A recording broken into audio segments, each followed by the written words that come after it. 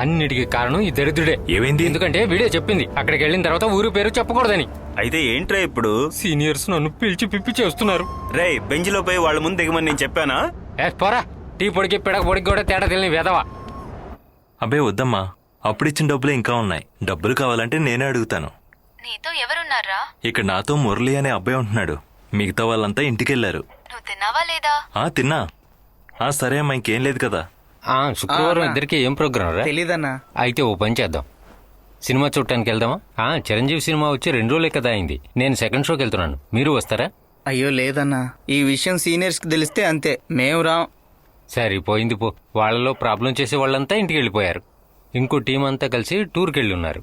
ఇక ఇక్కడ మిగిలిన ఒకే ఒక్క టీం మస్తాన్ టీం. పిల్లలంతా ఇంటికి వెళ్ళాక హాస్టల్ బోసిపోయింది. అవును ఫాదర్. ఎవరు అక్కడ కూర్చునుంది? ఎవరా? అందరూ వెళ్ళిన తర్వాత ఇక్కడ మిగిలింది మీరిద్దరేనా? అవును ఫాదర్. ఏమన్నా తిన్నారా? తిన్నాం ఫాదర్. సరే అయితే గుడ్ నైట్. Good night. వీళ్ళని ఇలా ఒంటరిగా చూస్తే ఎలా? పైన అందరూ సీనియర్స్ ఉన్నారు. ఏం కాదులే ఫాదర్, వాళ్ళంతా సరదా పడతారంతే.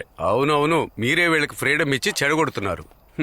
అందుకే నేనంటే ఎవరికి నచ్చదు. మీరే అది చెప్పుకుంటున్నారు. ఫాదర్ మిమ్మల్ని ఇలా చూసే క్యాంపస్ లో పిల్లలందరూ జుట్టు పెంచుకుంటున్నారు. ఫాదర్, జీసస్ గారి స్టైల్ ని ఫాలో చేయడం తప్ప ఏంటి? పట్టుకున్నప్పుడు వాళ్ళు అదే అంటున్నారు. రే, మిమ్మల్ని మస్తాన్ పిలుస్తున్నాడు, పైకి రండి. మస్తాన్ చాలా డీసెంట్ అని చెప్పారే, ఇప్పుడు దేనికి రమ్మన్నారు?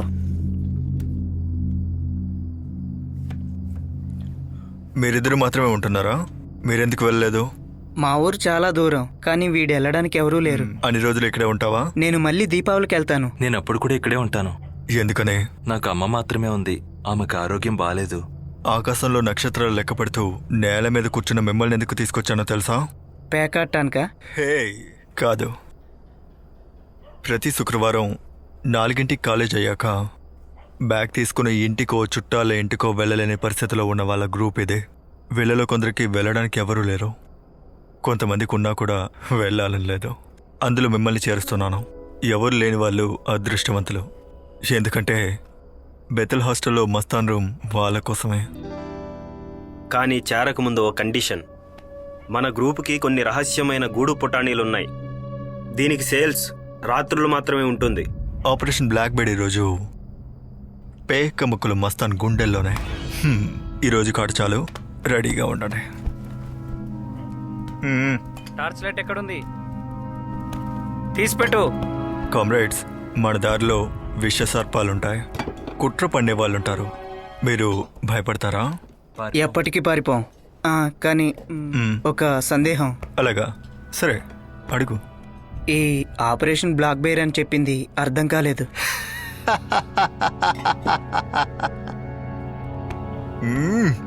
ఆపరేషన్ బ్లాక్ బెయిడ్ అచ్చు తెలుగులో చెప్పాలంటే బిచ్చగాడింట్లో నుంచి కోడిని దొంగిలించడం.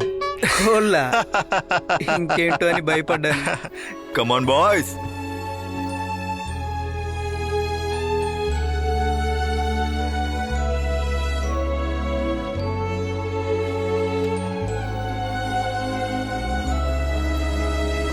ఎవరి కిటికీలన్నీ తెరిచిపెట్టేది?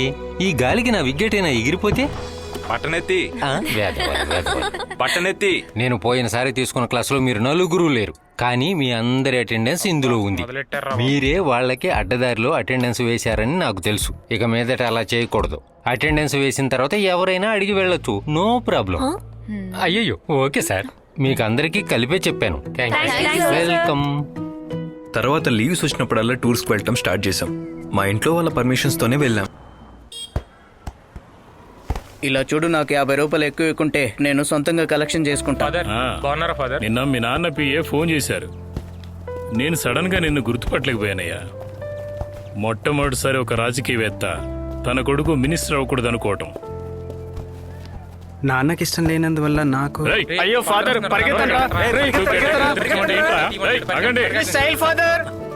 ఇప్పుడు ఈ కలెక్షన్ చూసావా? ఇక్కడి నుంచే ఒక రాజకీయవేత్తకి పునాది.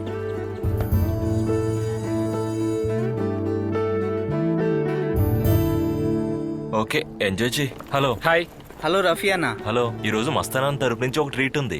అలాగైతే ఈరోజు వీళ్ళని కూడా తీసుకురానా? అందరూ మనకు తగ్గవాలి. మస్తాన్ గురించి తెలుసు కదా, నమ్మకమైన వాళ్ళని చేర్చుకుంటా. దానికి నేను గ్యారంటీ. అలా అయితే ఓకే. మస్తాన్ పార్టీ అడిగావు కదరా, పదా. సిటీ జీవితానికి అలవాటు పడ్డ మేమంతా వెన్నెల్లో మస్తాన్ ఇచ్చిన ట్రీట్ మాకు చాలా కొత్తగా ఉంది.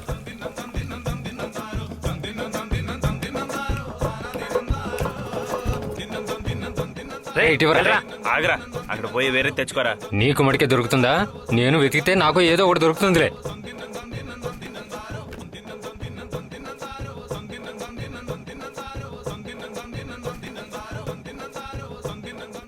రే నువ్వు తీసుకురా. త్వరగా రారా, ఇదిగో వస్తా ఉంటా. ఓ వచ్చేసావా? వచ్చేసిన. ఓ. రే దాంట్లో 5-6 తడిగుడ్లు తీ. కొంచెం వేడి ఎక్కువగా ఉంది, ఇంకొంచెం ఎక్కువగా తీస్తే. వాళ్ళు మళ్ళీ గేమ్స్ గడ్డలు తేయడానికి వెళ్ళారు. అవన్నీ ఎవరు తింటారు? నేను చెప్పినట్టు చెయ్యి. Okay boss. పట్టుకో పట్టుకో పట్టుకో పట్టుకో. థ్యాంక్స్. థ్యాంక్సా? ఎందుకు? రే చెయ్యి కడుక్కోరా. మీకు తెలుసా, గంజాయి ఫారెన్ లిక్కర్ నేను ప్రమోట్ చేయను. దానికి బదులు నేనే చేసి నేనే తీసిన స్వచ్ఛమైన కొబ్బరి కళ్ళు ఎంతైనా తాగొచ్చు. నాకు మొదటిగా కంపెనీ ఇచ్చిన మీరందరూ సూపర్ హ్యాపీగా ఉండాలి. మీరు ఇచ్చిన ట్రీట్ మాకు చాలా హ్యాపీగా ఉంది మస్తాన్. కాకపోతే మీరు ఇంత పెద్ద కొబ్బరి చెట్టు ఎక్కుతుంటేనే మాకు కొంచెం భయంగా ఉంది.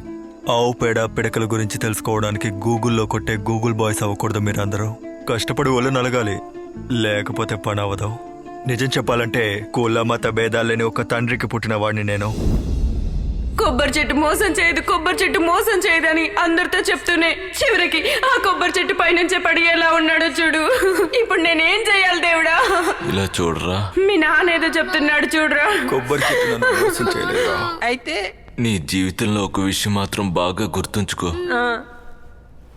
పీల్చుకొని పట్టుకోవడానికి ప్రయత్నించకూడదు. అయితే మీరు పీల్చుకొని పట్టుకోవడానికి ప్రయత్నించారా? చూసావరా మీ నాన్న ఎంత భయపడిపోయారు. మా నాన్నకి ఇలాంటి తప్పు జరిగిపోయింది. పీల్చుకుని పట్టుకోబోయారు. మీ నాన్నగారు చనిపోయారా? చావలేదు, చచ్చినంత అయింది. పాలు పెతకడానికి వెళ్ళి తాడు పట్టుకుని ఇంకో చేత్తో పాలు పెతకబోయాడు. ఆవు ఒకే ఒక్క తన్ను. తర్వాత ఒకరోజు మొత్తం పేడలోనే పడున్నాడు. ఎవ్వరికీ ఈ విషయం తెలీదు. చూడు, అటువంటి పేడ కేసు కాదు మా నాన్నగారి కేసు. తెలుసా, మా నాన్న చనిపోయింది కొబ్బరి చెట్టు పైన. అలా అయితే పీల్చుకుని పట్టుకోబోయాడని చెప్పడం ఎండిపోయిన కొబ్బరి మట్న. పైనుంచి పీల్చింది గంజాయిని, కానీ పట్టుకున్నది చంద్రుడిని. తర్వాత అమ్మ చెప్తేనే అర్థమైంది ఆయన ఎప్పుడు అలాగే చేస్తూ ఉంటారని. ఆ రోజు నుంచి మొదలైంది గంజాయి మీద నా కోపం. ఆ తర్వాత అమ్మా 1 సంవత్సరం తర్వాత బంధువులంతా కలిసి అమ్మని రైల్వే పనికి వచ్చిన హిందీ వాడికి పెళ్లి చేశారు. నన్ను వాళ్ళు ఆర్ఫనైజ్ లో ఫ్లోరస్ సిస్టర్ దగ్గర చేర్చారు. తర్వాత మా అమ్మ నాన్నలను చూసింది వీడి జానపద పాటల్లోనే. మొత్తానికి రాజా బయలుదేరాడు. రేయ్, నక్క పట్టుకున్నట్టు గంప చుట్టూ కొన్ని రెక్కలు వేయండి. అవును మస్తాన్, ఈ కోడి కంపెనీ పల్లకిలాగా ఇక్కడికి ఎందుకు తీసుకొస్తున్నారు? అది నేను సొంతంగా తయారు చేసిన ఒక తంత్రం. గంపతో ఎత్తుకొచ్చేటప్పుడు కోళ్ళు ఓల్వో బస్సులో ఒక టూర్కి వెళ్తున్న ఫీల్డ్ లో సైలెంట్ గా కూర్చుని ఉంటాయి. తర్వాత తడిగుడితో పట్టుకునేటప్పుడు అమ్యూజ్మెంట్ పార్క్ కి వచ్చి స్నానం చేయడానికి దిగబోతున్నాం అనుకుని డీసెంట్ గా అరవకుండా మనకి సాయం చేస్తాయి. ఒకవేళ అరిచినా కూడా అది మన భాస్కర్ అన్న స్థలమే కదా, పాగలు కూడా అక్కడికి ఎవరు రారు. ఆయన్ని చూస్తే ఈ ఊరి వాళ్ళకి అంత భయమా? భయమే ఇంకేంటి. ఇంతకు ముందు ఈ స్థలం శ్మశానంగా ఉండేది. అయ్యో, భయపడే విధంగా ఏమి చెప్పవు ప్లీజ్. పాటకి తాళం వేయడానికి అక్కడి నుంచి మీరు తీసుకొచ్చింది ఏంటో ఒకసారి బాగా చూసుకోండి. ఓ మట్టికుండా. ఆహా, నేను ఇక్కడ నుంచే తీసా. సరిగ్గా చూడు.